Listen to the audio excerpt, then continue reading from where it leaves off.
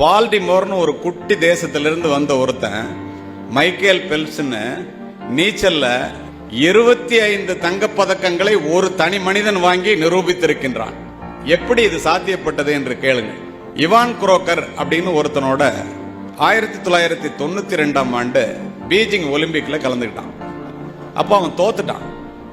தோற்ற உடனே இவான் குரோக்கர்ட்ட போய், எப்படி இவ்வளவு குறைச்ச டைமிங்ல 100 மீட்டர் ஃப்ரீ ஸ்டைல்ல வெற்றி கோட்டை தொட்டாய், எனக்கு அதை கத்துக் கொடுங்கறான். அவன் இவனை இன்சல்ட் பண்ணிடுறான். இவன் கொஞ்சம் கூட வருத்தமே படல.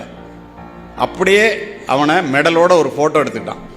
போட்டோ எடுத்துட்டு போய் வீட்டில் அவனுடைய படுக்கை அறையில ஒட்டி வச்சுட்டான்.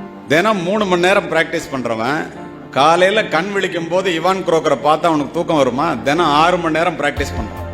அடுத்த ஒலிம்பிக் 4 வருஷம் கழிச்சு நடக்கும் போது அவங்க அம்மாட்ட போறான்.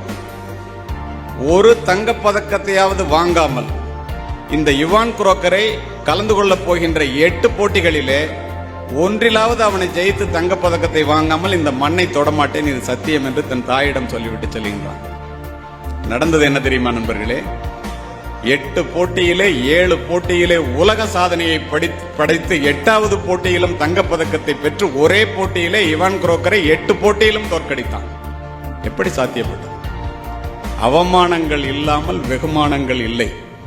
இதில் தோற்று போனவர்கள் எதை பற்றியும் கவலைப்படாதீர்கள்.